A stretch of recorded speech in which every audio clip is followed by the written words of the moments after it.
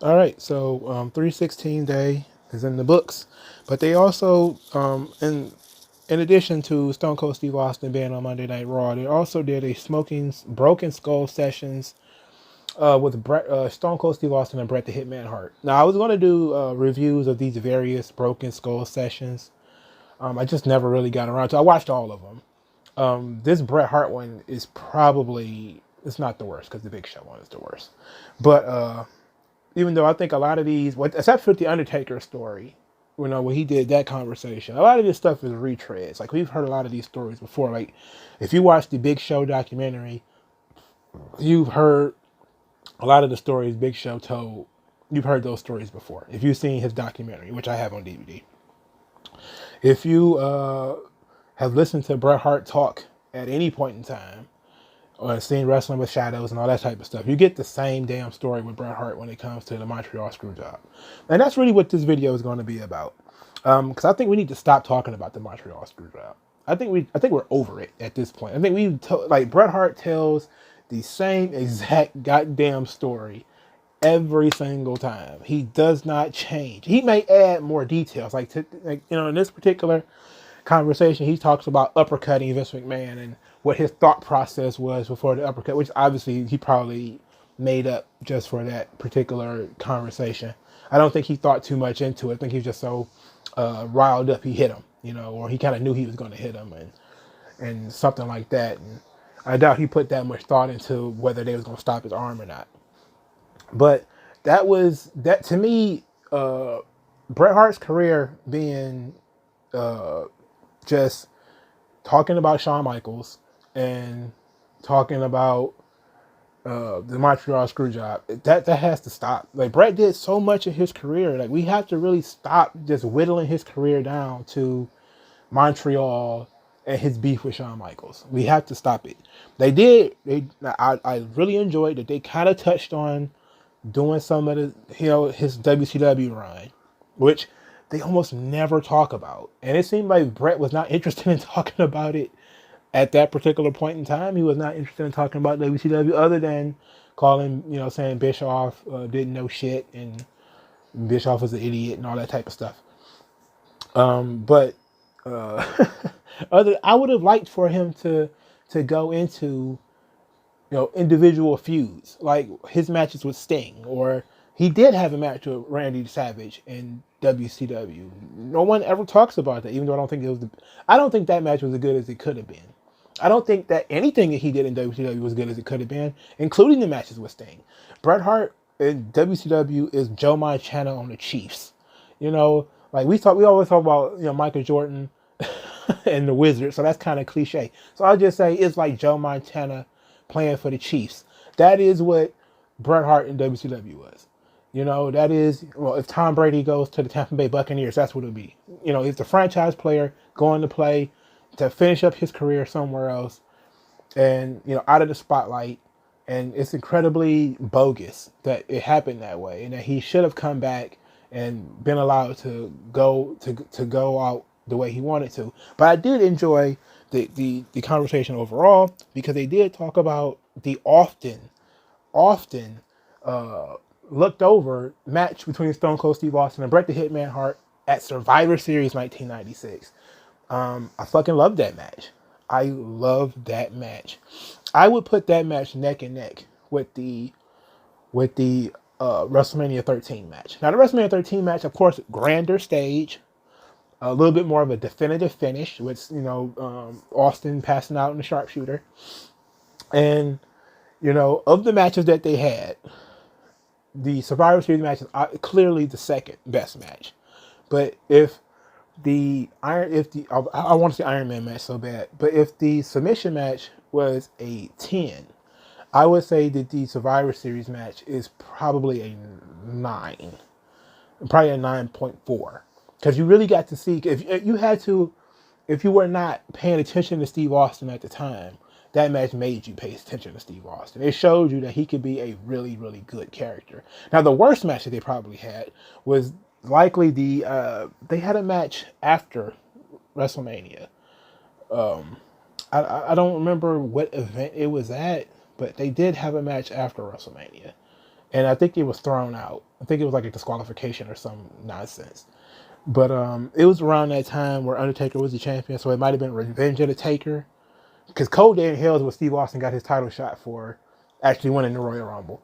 So I think Revenge of the Taker is Undertaker and Mankind, and I think Austin and Bret main evented that show because Undertaker and Mankind went on before that. I remember that clearly. I don't remember if I'm pretty sure it was a schmoz finish, but they had really good matches together, and I enjoy sitting down, listening, watching these guys talk about their chemistry and what their thought processes were, and them breaking down the WrestleMania 13 match alone is worth you watching this thing for an hour, but skip the first 20 minutes, man, because it's about fucking Montreal. It's about fucking Montreal again. It's like we extensively go over Montreal again and again. I really would want to, for him to talk more about. And Bret has a way of kind of slyly burying people. Like he does that to Bulldog a lot. He buries Bulldog quite a bit. Usually in terms of he had to carry him through the matches at SummerSlam, which he didn't say. He didn't say it this time, but he has said in previous interviews that he had to carry Bulldog through that match at SummerSlam, and Bulldog didn't know what to do, and he was high on cocaine and all that crazy stuff. Like, and he buried Bill Goldberg though in that Broken Skull session. I mean, he's going to bury Goldberg every chance he gets. But it was a good interview, and I enjoy watching Bret Hart break down matches because there's very few people who knows wrestling as well as Bret Hart, and Steve Austin is one of those guys. And I enjoy watching these masters talk about the craft and how they planted seeds early in the match and how they broke the rules because there was not supposed to be any blood, and they broke the rules and went out there because the match needed it, and they was worried about the match sucking because neither one of them wanted to do a submission match. I love that. I think that's fantastic stuff, and we need more of that. We need more of that kind of Bret. We need to talk about why the Hart Foundation, the original Hart Foundation of Bret and Neidhart broke up. I'm pretty sure it was in Bret's book, but I want somebody to talk about it in the documentary. Talk about how how Bret felt, winning the Intercontinental Championship. What was it like, being, we know how he felt, being in Hogan's shadow and not being allowed to do, he had to be a different champion than Hogan. We get that, but there was also Hogan and Warrior. You have to put Hogan and Warrior, right? Because those were the two guys, and they brought Warrior back in '96, by the way. So I'm pretty sure Bret was like rolling his eyes when he heard Warrior was coming back.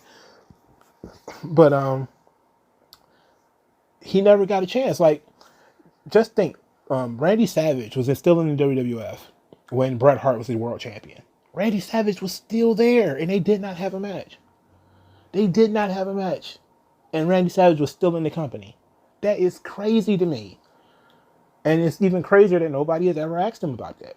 He kept talking, he talks extensively about, he should have beat Hogan, and he should have beat Hogan in, 92 or whatever, 1991 or whatever the fuck. And he never says, but Randy Savage was sitting right there. And for a while, Randy Savage was just as big a star as Hogan. You could have wrestled Randy Savage. And, nobody ever picked it. For some reason, he was stuck with Bob Backlund. Like, that's the crazy thing to me. I'm about to go off on a little bit of a tangent because the story goes that Vince did not want Randy Savage in the ring because he wanted to go with youth. For starters, Bret Hart was in his mid-30s. So he probably wasn't that much younger than Randy Savage. Second, Vince put the fucking title on Bob Backlund, who was 45 at the time. So the idea that certain guys were too old, which was, I heard that Vince didn't want to book the Shawn versus Randy Savage, even though Randy Savage pitched that idea. This is a story that comes from Randy's brother, the genius, whose name I forget his name right now. I'm talking kind of fast, but Lanny. So Leap and Lanny Poffo. Okay, so apparently Lanny was talking about Randy and Shawn working together, Shawn Michaels, and they were going to build to this match at WrestleMania 11 or something like that. where Randy would come out of retirement to wrestle Shawn. And Vince shot it down because he didn't think Randy had it anymore. Which is really bizarre because he had Bret wrestle fucking Bob Backlund. So I don't get it. I don't get it. Maybe that's a question for Bruce. Maybe we ought to at Bruce Pritchard and say, Bruce, why did Vince think that Randy Savage was too old and yet he put the fucking title on Bob Backlund?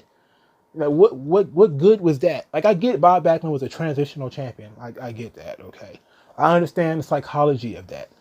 But if you're going to have an old guy in the ring, Savage is younger than Bob Backlund. You know? At least I'm pretty sure he was. Almost certain Randy Savage is younger than Bob Backlund. But I would have liked for somebody to talk about that, you know? Talk about, you know, Bret also buried Vader, which I liked. I enjoyed that. And a lot of people bury Vader. I like Vader, though. But, you know, folks have been pretty clear that Vader was, like, rough to deal with. But it would have been good to sit down and talk to Bret about how he didn't really get the rub. You know, he was like the first guy that really didn't get the rub. Like, he beat Ric Flair, who was like considered one of the best world champions of all time, NWA world champions anyway. And he did not beat him in a televised match. He beat him in a house show. You know, like that 90s thing was kind of weird because Diesel also won the title at a house show. So it was like Bret Hart wanted to beat Ric Flair, you know, who is nationally known, at least known in the South. Beat him in Canada. Okay, I guess that had to be the case. But why at a house show? You know, and then Bret went on to not get any rubs. Like, he didn't get any major opponents for quite a while. You know, he didn't get to wrestle Hogan. He didn't get to wrestle DiBiase. He didn't get to wrestle Rick Rude. He didn't get to wrestle none of the big guys, none of the big stars from the 80s and from the late 80s to early 90s. He didn't get to wrestle none of those guys. You know, he didn't get to wrestle Orndorff. He didn't get to wrestle, you know, Greg Valentine. He didn't get to wrestle Ricky Steamboat. He didn't get to wrestle none of these guys. The biggest star Bret Hart wrestled after he won the title the first time was literally Shawn Michaels, who was like freshly turned, who had only been like a heel like a year and a half, you know, and that was, he had just won the Intercontinental Championship from the British Bulldog, which I guess he needed to do to, you know, be considered a threat to Bret. You know, he had to beat Bulldog, who Bret lost to. But before that, Bret was not given any champion, no, any contenders really to solidify him. And I would have loved to sit down and talk to him about that, because that happens sometimes to guys where there's no faith in you. They put you in there with, you know, Skinner, and they'll put you in there with guys that, you know, that people know that you're going to beat, but you might have a decent match with them. They did it to Kofi last year, right? Where it's just Kofi and Dolph Ziggler. It's like, yeah, Dolph Ziggler's he's a quality hand, but nobody really believes Dolph Ziggler's going to win the title. Nobody believes that shit, right? So if nobody believes in your opponent, it kind of hampers you as a champion. And I think that the first reign, especially of Bret Hart, was really fucked by them not giving him any sort of main event rub, by bringing in somebody from the 80s for him to wrestle. Like they did it for Hogan. When it came to Hogan, man, they brought in Harley Race, they brought in Terry Funk, even if it was just for Hogan to pin them on Saturday night's main event. They brought him in so Hogan could hit him with the Axe Bomber and drop the leg, and that's it. You know, like Harley Race had nothing left, and he still had enough to get Hogan over, you know. But Bret didn't get that, you know, and to a lesser extent, Shawn didn't get it either. But Shawn did kind of get the rub because he got to fight Nash in his first, and Nash was fresh off of feuding with Undertaker and being champion. He was champion not too long before that. I mean, he was champion in November, and he wrestled Shawn in April. So Diesel was still considered a threat, you know. But that was it, you know. After Diesel, Shawn didn't really get much either. He had, you know, Mick Foley, you know, but Foley was kind of, I don't think people were ready that Foley was going to win the title. But that was a weird time, you know, where you're going to be the guy. So now we're going to give you all these sort of lame duck opponents, which really, I guess, is going to be a barometer to see if you can draw money with anybody. But you have to also give them that rub. And I don't think that that Bret got that. And I really would like for people to sit down and talk to him about that, because a lot of people from that era was shitting on Bret. You know, the Paul Orndorffs, really specifically. I remember reading an article where he buried Bret Hart. But when you have guys who were top stars when you were a tag team guy, and they still have something left, and they don't want to put you over, like, you do kind of get a bit of a chip on your shoulder. And that's why I've always respected Bret, because I see what him and Shawn also went through. Shawn being younger than Bret, I do see where they came from, being smaller guys who didn't get the benefit of what Warrior got and what Hogan got, or even what Randy Savage got, because Randy Savage got to have a run with DiBiase at least. You know, that first run, he really got to have like a pretty decent run with like DiBiase, even though it was like, you know, Hogan was there riding his coattails the whole time, but DiBiase got the rub. You know, he got to wrestle main event top level guys that could potentially beat him for the belt. Shawn didn't get that really, and Bret didn't really get that. And I think that really hurt them in the long run, because when people say, oh, Shawn didn't draw, Bret didn't draw, it's like, who the fuck were they supposed to draw against? Skinner and the fucking Patriot? Like, come on, man. Like, these guys didn't have anybody, you know? Like, Undertaker, like, even you could have had King Kong Bundy. But Bundy was wrestling with Undertaker at WrestleMania 11. And I don't really particularly like King Kong Bundy either, so. But it would have been somebody who had a name that Bret could have beat. But we had him job to Bob Backlund and not Randy Savage. Okay, anyway, the documentary, the conversation was cool, but I'm done with Montreal. I will not watch anything that talks about Montreal again. I'm over that shit. You need to be over it too. But go check out the Broken Skull sessions. It was a good interview. All right. Like this video, subscribe, and I'll talk to you guys later.